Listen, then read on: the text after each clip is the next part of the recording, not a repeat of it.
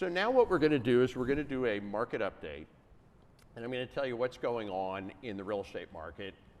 Each week we do a market update in the 4 major metropolitan markets here in Texas, Austin, Dallas, Houston, and San Antonio. Right now we'll start with the Texas overall market update. And this is what's going on average across the state of Texas, and we'll dive into the different metro areas. Sales are down just a little bit, and this is the number of units sold is down just a little bit. The market's not getting cold, but it's just starting to level off. The market has obviously been red hot, as most of you I'm sure are aware, and now it's starting to cool off just a little bit. Now, does that mean prices are coming down? And the answer is no. And the reason prices, at least not yet, are coming down is because Texas has a housing shortage. What does that mean? It means people keep having babies and moving to Texas. And as long as people keep having babies and moving to Texas, we have a huge inflow of population. Now, we are building houses, obviously, but we're not building enough houses for all the people that are moving here. And real estate, you'll see, obeys the laws of supply and demand. It's pretty much only supply and demand. When you have more demand and not enough supply, okay, then prices go up. When you have more supply and not enough demand, prices go down. That's pretty much how it's always worked. Some people have said, oh, are we in a housing bubble? Is the market about to go down because it's been so hot and now the economy is probably cooling a little bit? And the answer is the market today is very different, for example, than it was in 2008. I mean, it's a night and day difference. And by the way, I don't have any vested interest in trying to convince you that the market's going up or down or sideways, okay? I'm not here to sell you any houses. I can make money in up markets and down markets and sideways markets. Sometimes it's easy to buy and hard to sell. Sometimes it's easy to sell and hard to buy. It's never easy to buy and easy to sell. So you can make money as real estate investors in any of the markets, up, down, or sideways. But it's good to be a student in the market, have some ideas, because as the markets change, you definitely want to change your strategies at any particular time. Back in 2008, I've been a real estate investor, by the way, since 2003, so I lived through 2008. I remember it very, very well. We had a very unique set of circumstances in 2008. We had too many houses and not enough demand. You remember that the lenders came up with a brilliant idea in the early 2000s. They called it subprime lending. You guys remember that? Some of you probably remember that. Instead of requiring people to have money and credit and jobs in order to get a loan, they had to fog a mirror held under your nose to get a loan. That was pretty much what they used as a loan application in the early 2000s. And as a result, they gave a lot of loans to a lot of people that didn't really have jobs or income or credit. So there were a lot of unqualified buyers. They also had zero down lending, right? If subprime lending is a dumb idea, okay, there's dumb and then there's dumber. Okay, zero down lending is dumb on steroids, dumb, right? And I can tell you, having done over 1,000 short sales, when you give somebody a money with no money or a house with no money down, I don't care what their credit score is. As soon as things get tough, they just walk away, okay? And you want to know what somebody believes from their own money and their own experience? I will personally give somebody a loan that has a 400 credit score that puts 10,000 down. I will take that guy any day of the week over somebody with an 800 credit score that puts nothing down. Okay, I'm sorry, no money down means no skin in the game. Means when things go bad, they just walk away. So there are these people that were given subprime loans, also with no money down. They had no equity because they had no money to put down, so they had no skin in the game. The houses were not worth any more than they paid for them. And then when the market started to get soft, right, and they needed to sell the houses, the problem is if you owe $200,000 and the house is worth $200,000, how do you sell the house?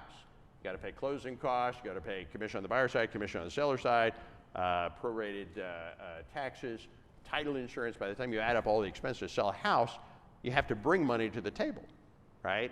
And people had no equity, so they had no money to put down. They certainly didn't have any money to put in the table. We had a big explosion in the real estate market. Today's real estate market is very different. the average homeowner has 30% or more equity in the property. So there's a lot of people that are house rich. That's a big, big difference. If people become motivated, they have choices. They don't have to do short sales, they don't have to do seller financing, they can just sell a house. And it's a pretty hot market because there's more buyers than there are sellers. So all of these factors create a very different market today than anything close to what we had in 2008, even though prices have gone up. Now, people ask about interest rates. Interest rates are going up, and that makes houses less expensive. Well, here's what we're seeing in Texas. We have this many sellers and this many buyers, right? This is why we have a housing shortage. Too many buyers, not enough sellers, right? Too many buyers, not enough houses. As long as you have more buyers than sellers, prices continue to go up. That's just how it works. When interest rates go up, what happens is houses become less affordable. So now instead of having this many buyers, we lopped a chunk off the top. We only have this many buyers, okay? So we have fewer buyers than we had before, but we still only have this many sellers. And it's not until you get this all the way down to here that you start having equilibrium. And I'm going to talk about what equilibrium looks like. We're quite a far away from equilibrium. So even though the number of sales is kind of leveling off, there's still a lot of sales and prices are continuing to go up. In fact, prices are up 17% year to date. And inventory. Let's talk about inventory. This is the real thing that I look at every month. Inventory, months of inventory, is a very useful metric. A lot of realtors use the metric days on market. Days on market tells you how long it takes to sell a lucky house, right? You know, for in a neighborhood, if you have 10 houses that are on the market for a year and only one is sold, you know, the days on market will talk about that one that sold, right? Not the 10 that didn't sell. Inventory tells you on average how long it takes to sell a house. So the way you calculate inventory is in any area of collection of comparable houses, you calculate the consumption rate. So if in this subdivision, 20 houses sold in 10 months, that means you have 2 selling a month. That's the take rate or consumption rate. If right now there's 6 houses for sale and there are 2 selling a month, you have 3 months of inventory. So inventory tells you on average how long it takes to sell a house. In the great state of Texas, the months of inventory is 1.5 months. And to just kind of give you some perspective on that, when there's 6 months of inventory or less, that's considered to be a seller's market. When there's 6 months of inventory or more, that's considered to be a buyer's market. We have a seller's market on steroids, okay? Around 6 months of inventory would be considered a neutral market. So we have a seller's market on steroids, and that's kind of what we're looking for. Because we continue to have a housing shortage, the forecast is that prices are going to go up about 20% this year. Not quite as much as last year, but they're continuing to rise. Sales volume is not going to go up much. It's going to go up only about 1%. And the reason is, for the most part, the shelves have been cleared, right? Everything that was not nailed down got sold. Trying to buy a house is like going into Walmart right before a hurricane. You know, the shelves kind of got cleared out. Taking a look at some of the individual cities, here we are in Houston. The average sales price of a home in Houston is $440,000. Wow, isn't that amazing? Up 14%. Median price, that's the highest number of buyers and sellers are, 351. Days on market is about the same as the state, a little higher, 1.6, but again, it's a seller's market on steroids. Sales up just a little tiny bit, and we expect the forecasted sales prices to go up between 15 and 20%. So Houston looks a lot like the state of Texas. San Antonio is the most affordable place to live in the state of Texas. Average sales price $393. Now, when I started investing in real estate, I got to tell you, in 2003, you could buy houses all day long. Average prices was like 110, you know, so this is like a big, big change compared to what it used to be. Median price in San Antonio, the most affordable big city in Texas, $349,000. Days on market, 1.3, slightly less expensive houses generally sell a little bit faster. Pending sales is down just a little bit. We expect the prices in San Antonio to go up between 15 and 18%. Dallas-Fort Worth, for a lot of different reasons, is typically the bellwether of the state of Texas. We always look at Dallas, and when the numbers start to change in Dallas, that's always been kind of a little indication of where things might be going. And there's certain bellwethers you always look at. Like another bellwether would be condominiums. We generally call condominiums the canary in the coal mine. When the markets get soft, condos are the first to go. If you can sell a condo, you can sell anything. When the markets get hot, right, they're the last to come back. Condos are still hot. Condo inventory is still low, which tells us you can sell just about anything. It has to do condo fees and things like that. But Dallas is also one of those bellwethers. The average price of Dallas, $539,000, up 20%. Median price, $438,000. Sales is down just a tiny little bit.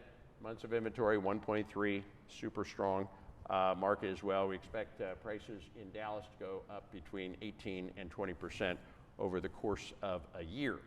And then finally, Austin. And look at this, this is not a typo. The average price of a house in Austin, Texas is $683,000. Is that the craziest thing you ever heard? Average. So we did a little research on this, trying to figure out some of the history of Austin. Turns out Austin is Latin for San Francisco. And yeah, at least you might think so. Median price, $550. These are not typos. Days on market, months of inventory, 1.2 months. That means if you stopped building houses or putting any more houses in the market in Austin, in just over a month, there'd be no more houses to buy. They're getting sucked up that fast. Sales are down just a little bit. We expect the prices in Austin to go up about 20% over the course of the year. And you know, it's funny, I've been a real estate investor since 2003, and I got to tell you, I've watched a lot of things happen over the last almost 20 years investing in real estate. It's been pretty interesting. If I could go back and do anything different, I would have bought more. I wish I had bought more. A lot of the wealth that I have today was a function of decisions I made literally 15 or 16 or 17 or 18 years ago. I now own about $20 million worth of houses in Texas, not bad, but I could have owned a lot more. I was probably pickier than I should have been, honestly, going back. For all of you that are just getting started, you know, that's probably my biggest piece of advice, you know, buy and hold. And right now, you're in luck. Real estate is on sale. These are the cheapest prices you're likely to see for the next 20 years, okay? Yeah, think about that. Yeah, people are looking at the real estate, and they're like, oh, it's gone up so much. Yeah, everything's relative, right? Mark my words, 20 years from now, you're gonna say, you mean I could have bought a house in Austin, Texas for only $680,000? Holy cow, I should have bought 100 of them. You know, and the saying is, when's the best time to plant a tree? 20 years ago. When's the second best time to plant a tree? Today. When's the best time to buy a house? 20 years ago. When's the second best time to buy a house? Okay, today. So definitely you want to be buying and holding houses. Rental properties are long-term buys. I don't worry about like the market cycles. I tell people don't try to time the market. You know, we have a lot of indications that say we're in a good market. We expect the market to continue to rise in terms of prices over the next year, and we keep an eye on inventory. You're not going to see prices go down until you get your inventory over 6 months of inventory. That's just how it works, and we are so far away from that. And with interest rates going up, like I said, when interest rates go up, you chop some of the buyers off the top. The number of buyers has gone down, but we still have a huge, you know, number of buyers versus sellers. So unless interest rates go way, way, way up, and that's possible, you know, we're still going to have a housing shortage. And the other problem with interest rates going up is, you know, there's less money available to build houses. So the real problem with real estate is not the economy, it's we have a housing shortage. We're not building enough houses. People keep having babies and keep moving to Texas. Until we build enough houses for all the people moving here, right, we're going to have a housing shortage. Until we solve the problem, you know, we're going to continue to have a housing shortage. Because the thing about houses is everybody has to live somewhere. You either have to buy something, you got to rent something. There's pretty much no other option, right, unless you want to be homeless, and most people don't want to be homeless. You know, after 2008, the government passed Dodd-Frank, right? And they made lending more difficult, right? Like the government often does, they solved a problem that no longer existed by the time they wrote that law, only to create a new problem, right? Not enough money to build new houses, which has created a housing shortage, which has created the market that we're in today. So that's a little bit of the market update. What I